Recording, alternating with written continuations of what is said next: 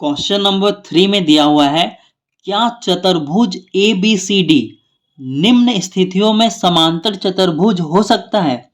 यहां पर एक चतुर्भुज है ABCD, तो क्या ये समांतर चतुर्भुज हो सकता है? कब? जब एंगल A बराबर एंगल C हो, यानी कि जब एंगल A बराबर एंगल C हो तो क्या ये समांतर चतुर्भुज हो सकता है? तो जी हाँ, ये समांतर चतुर्भुज होगा, क्योंकि समांतर चतुर्भुज का गुण कहता है कि समांतर चतुर्भुज में आमने सामने की भुजाएं तथा कोण आपस में बराबर होता है। ठीक है, चाहे ये वाला कोण इसके बराबर, चाहे ये वाला कोण इसके, ये सभी आपस में क्या होगा? बराबर होगा। तो हम लोग लिखेंगे आंसर में हाँ, क्योंकि समांतर चतुर्भुज में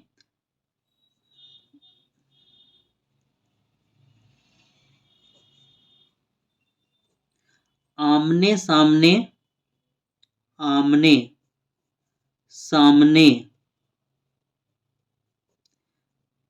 के आमने सामने की भुजा एवं कोण बराबर होते हैं। ठीक है, बराबर होते हैं। आप यहां पर आमने सामने की जगह सम्मुख कोण भी लिख सकते हैं। समांतर चतुर्भुज में सम्मुख कोण की भुजा, सम्मुख आमने सामने की भुजा एवं कोण बराबर होते हैं। तो देखो, अब दूसरा क्वेश्चन क्या दिया हुआ है कि AB बराबर DC 6 सेंटीमीटर। ठीक है, देखो ये जो AB है ना, AB बराबर क्या दिया है? DC कितना दिया है? दोनों 6 सेंटीमीटर। तो बिल्कुल सही दिया है, क्योंकि समांतर चतुर्भुज में आमने सामने की भुजा क्या होती है? बराबर होती है। दोनों 6 सेंटीमीटर है, यहां तक ठीक है।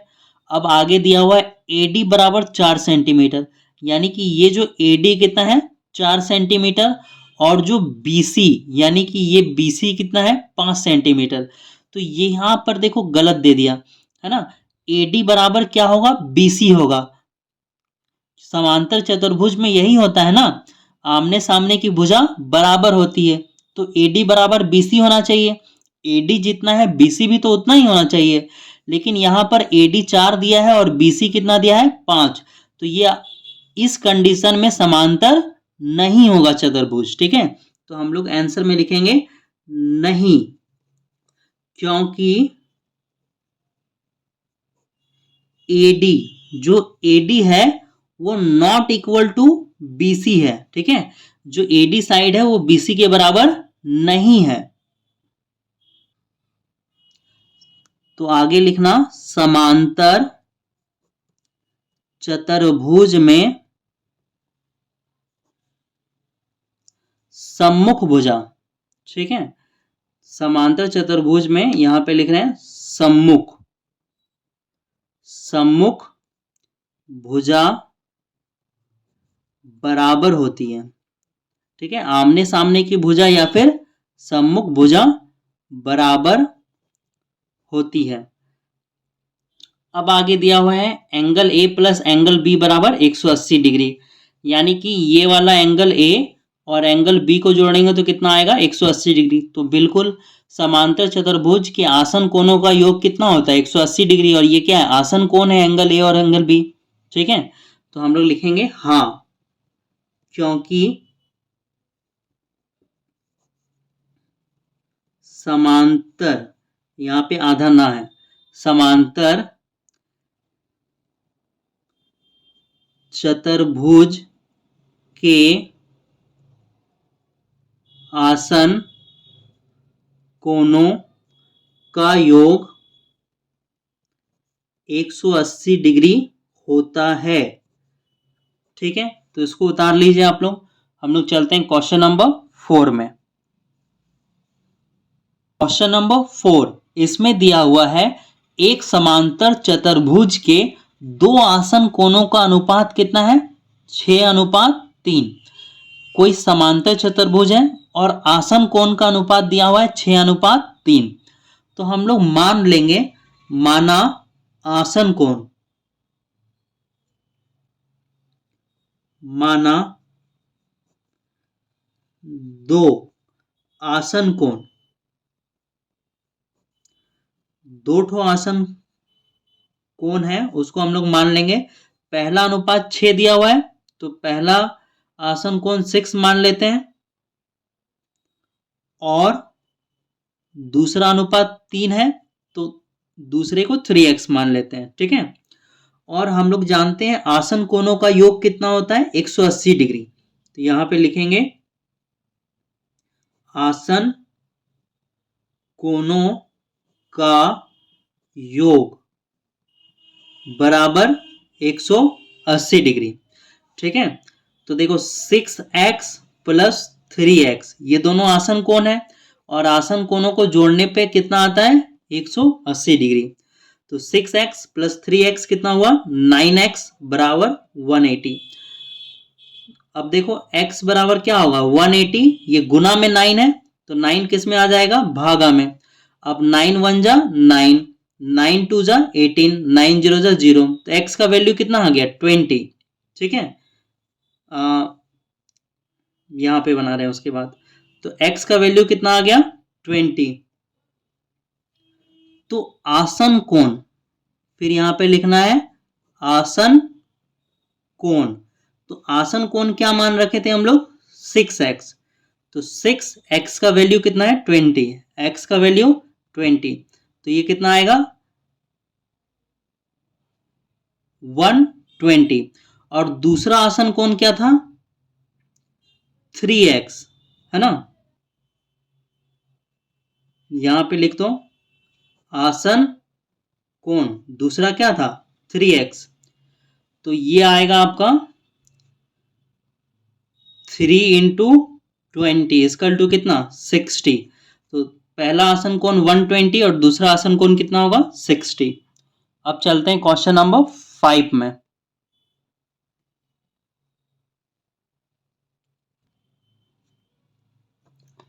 क्वेश्चन नंबर 5 में दिया हुआ है यदि एक समांतर चतुर्भुज के दो आसन कोण बराबर है। ठीक है, सपोज एक समांतर चतुर्भुज है और समांतर चतुर्भुज का दो आसन कोण बराबर है, ये वाला कोण और ये वाला कोण क्या होगा आसन कोण होगा और आसन कोण बराबर है। तो आसन कोण को हम लोग x मान लेते हैं। ठीक है, माना आसन कोण बराबर x, माना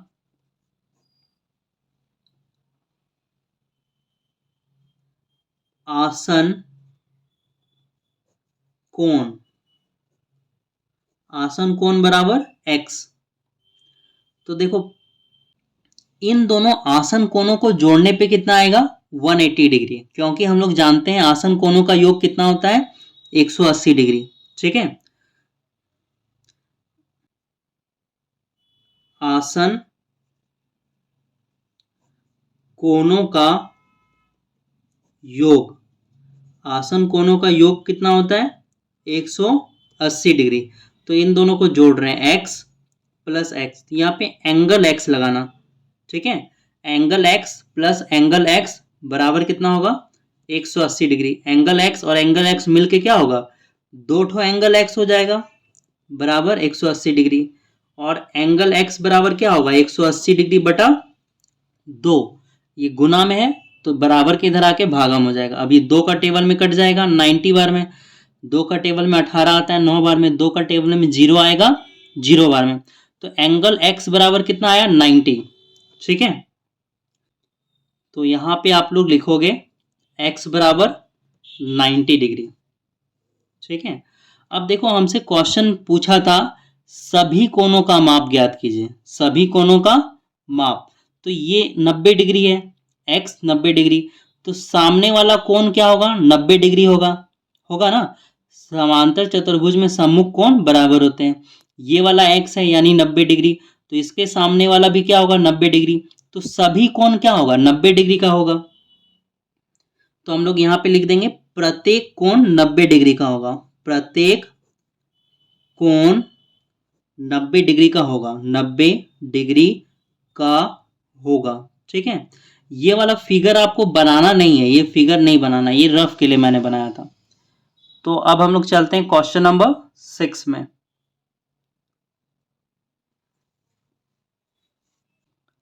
क्वेश्चन नंबर 6, इसमें दिया हुआ है आकृति KLMN, है ना।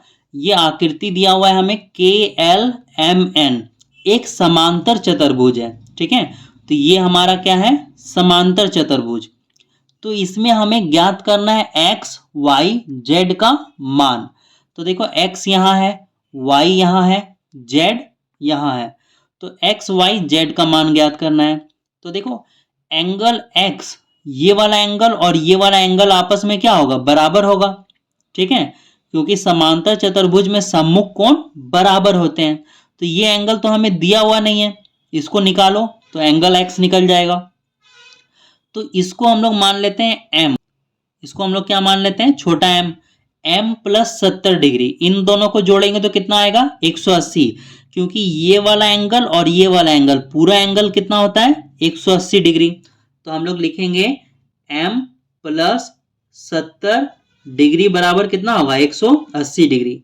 रीजन यहां पे लिखेंगे रैखिक युग्म, रैखिक युग्म, ठीक है। तो यहां पे लिखोगे m बराबर 180, ये प्लस 70 है, बराबर के इधर आएगा क्या होगा -70। तो m बराबर क्या होगा, 180 में 70 घटाओगे 110। तो अब लिखोगे m बराबर एंगल x, ठीक है, बराबर कितना 110 डिग्री। ये जो m है x के बराबर, m है x के बराबर, ठीक है, और m कितना आया है 110 डिग्री। आप लिखोगे एंगल x बराबर 110 डिग्री। तो एंगल x निकल गया। अब देखो हमें, देखो एंगल y भी निकल जाएगा। कैसे एंगल y निकलेगा, देखो ये जो है ना समांतर चतुर्भुज है, ये जो रेखा गई है ना, ये रेखा का ये वाला कोण और ये वाला कोण आपस में बराबर होगा। इनको हम लोग क्या बोलते हैं, एकांतर अंतःकोण, ठीक है।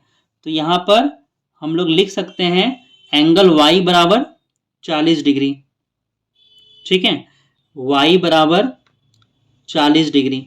और ये y बराबर 40 क्यों होगा, क्योंकि ये एकांतर अंतःकोण है, एकांतर अंतःकोण, ये आप रीजन में लिखोगे एकांतर अंतःकोण, ठीक है। देखो x निकल गया, y निकल गया, अब हमें z निकालना है, ठीक है। तो z कैसे निकलेगा, z निकालने का दो तरीका है। पहला तो आप एंगल x को और इस एंगल को जोड़ दो 40 डिग्री, और ये z वाला एंगल, ये दोनों आसन कोण है ना, तो आसन कोण का योग कितना होता है 180 डिग्री, तो इस तरह से निकल जाएगा। या फिर ये त्रिभुज के तीनों कोणों का योग 180 डिग्री होता है, उस तरह से निकाल दो। m हम लोगों को पता है 110 है, y हम लोगों को पता है 40 है, तो ये z निकल जाएगा, तीनों को जोड़ के 180 लिखेंगे तो। या आसन कोण जो इन दोनों को जोड़ के निकालेंगे तो आसन कोण निकल जाएगा। तो यहां पर हम लोग लिख रहे हैं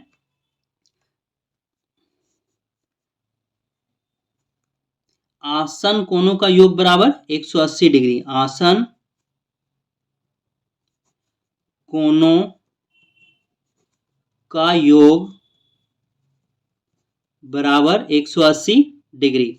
तो देखो यहाँ पे क्या आएगा, यहाँ पे आएगा x प्लस 40 प्लस जेड बराबर 180 डिग्री। तो x का वैल्यू हमें मालूम नहीं है, ये रहने देंगे।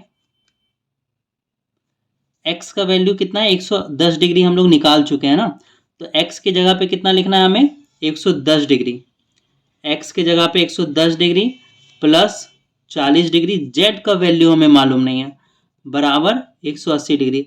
110 प्लस 40 कितना होता है 150 प्लस z बराबर 180 डिग्री।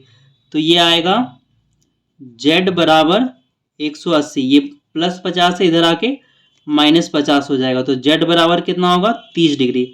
तो हमारा तीनों निकल गया, एंगल x y z। यहाँ पे आप एंगल जो है ना छोड़ दो, रहने दो, एंगल मत लगाओ, ठीक है। x y z तीनों हमारा यहाँ पे निकल चुका है।